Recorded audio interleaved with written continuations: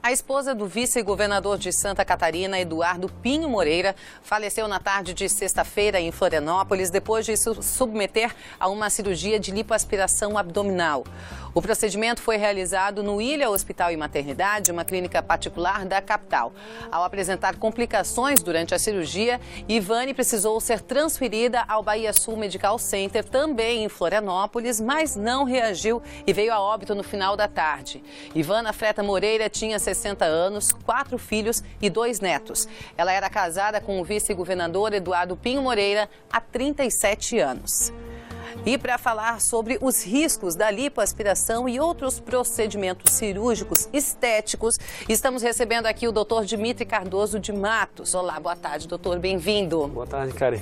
Eu acho que é inevitável que as pessoas agora, de repente, que têm alguma cirurgia programada, fiquem bastante assustadas com o que aconteceu. Não é o primeiro, provavelmente não será o último caso de uma pessoa que se submete a um procedimento cirúrgico estético e acaba vindo a óbito. Sim. A primeira coisa que nós questionamos é o seguinte, doutor, certamente ela fez todos os exames pré-operatórios que são necessários, ela foi operada por bons médicos, numa boa clínica e mesmo assim essa fatalidade aconteceu.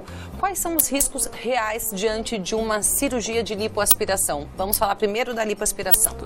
Toda cirurgia plástica ou cirurgia qualquer, ela tem os riscos inerentes ao procedimento, então ele tem que ser encarado como um procedimento cirúrgico.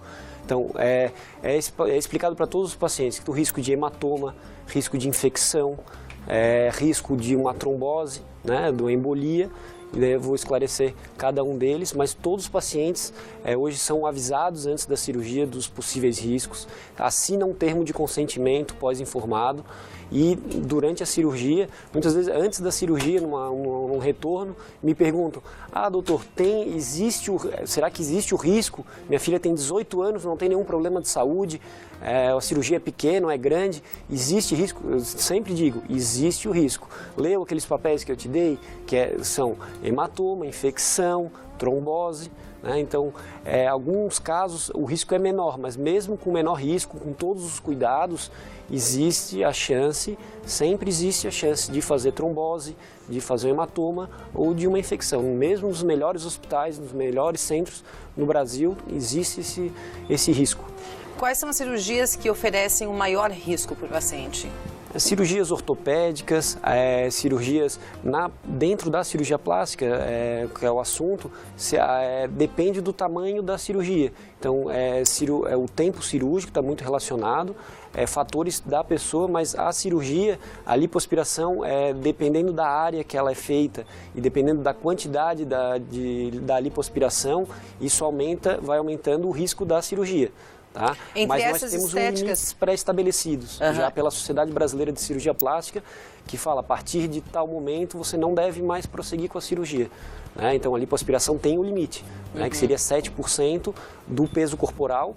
Né? Então uma pessoa com 70 quilos eu só posso, até um certo ponto, submeter essa paciente à lipoaspiração. E tudo isso é calculado, também com a idade da paciente, levando em conta isso, se a paciente é fumante ou não, que é um risco que multiplica o risco de uma trombose, também a idade dessa paciente e o uso de anticoncepcional oral, que quase todas as pacientes usam anticoncepcional oral e também aumenta o risco de trombose. Né? Ninguém sabe, mas aumenta bastante o risco de trombose. Quando nós falamos de casos que infelizmente acontece uma fatalidade como essa, normalmente esses casos são de procedimentos de lipoaspiração. Então, o que eu acho que leva todo mundo a crer que, de fato, é uma cirurgia que oferece um maior risco, por essa série de fatores que você estava mencionando agora. Mas a lipoaspiração é a cirurgia mais frequente na vida do cirurgião plástico. Então, a lipoaspiração é uma cirurgia muito frequente. Chega a ser mais de 40% das cirurgias realizadas pelos cirurgiões plásticos. Então, lipoaspiração, ela tem seus riscos e muitas vezes ela é associada com outras cirurgias. Então, hoje, associar cirurgias, às vezes a paciente vem no meu consultório e fala: doutor, será que a gente não poderia fazer fazer a lipo, a barriga e a mama e, né, e mais alguma coisa? Não, cada vez mais a gente tenta fazer no máximo 2 cirurgias, né, juntas, nunca 3 ou 4 cirurgias, e prevendo o tempo, nunca passar de 4 horas de cirurgia, né? Claro que a gente pode se programar para 4 e levar 6, mas cada vez mais a gente tem que se programar para o tempo não ultrapassar das 4 horas. Se você quiser ligar, participar ao vivo com a gente para fazer a sua pergunta para o Dr. Dimitri, o telefone é 3212-4126, 3212-4126.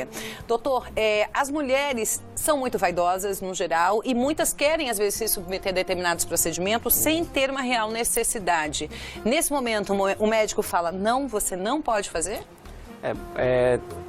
Toda paciente que vem no consultório, a gente tem que identificar cada caso. Se a paciente tem realmente a necessidade ou não, né? E qual o que motiva ela a fazer essa cirurgia. Então, às vezes, ela vai lá não para tirar algo que a incomoda, como a gordura numa determinada região, que mesmo indo na academia, mesmo fazendo exercício, ela não consegue perder, né? Não, ela vai no consultório porque ela quer recuperar o esposo ou quer fazer uma outra coisa. Não, se for por isso, a gente tenta identificar, né? Na conversa, a consulta é longa, a gente conversa muito sobre o assunto para saber o que realmente está buscando. A maioria das pacientes vão até o consultório, ninguém quer se submeter a um procedimento cirúrgico, né? Porque é uma cirurgia, né? Ninguém quer ir no cirurgião plástico só porque acha que vai ficar um pouquinho melhor, na verdade. Depende, né? Tem muita mulher vaidosa, que às vezes tem uma gordurinha de leve e acha que é o suficiente, vou fazer uma lipo. Nós conhecemos, não tem como negar isso, porque tem muitas mulheres que são assim mesmo, né? Uma coisinha que se você se esforçar um pouquinho na academia, você pode resolver, mas muitas acabam optando por uma cirurgia plástica para resolver mais rápido o problema. Mas a gente tem que cuidar com isso, até na conversa tem que tentar identificar, a gente tem alguns sinais de alarme que a Sociedade Brasileira de Cirurgia Plástica nos avisa, que aí esses sinais de alarme a gente vai ter que pensar, porque se o problema dela não é aquele e eu vou tentar resolver com uma cirurgia, ela vai voltar no consultório reclamando sobre outra coisa, que é que a cirurgia não foi bem feita. Então a gente tem que prestar atenção no que ela quer, né, se aquele realmente é um problema dela. Então, ou se é alguma coisa que ela está aumentando, né? Doutor Dimitri, nós temos uma ligação. Alô? Bom, boa tarde. Boa tarde, quem fala? Catarina. Oi, Catarina, tudo bom? Tudo bem. Quer fazer uma pergunta para o doutor? Quero, sim, apesar de eu já ter conhecido o doutor Dimitri, a gente já teve um trabalho junto uma época, mas satisfação saber que ele agora é plástico.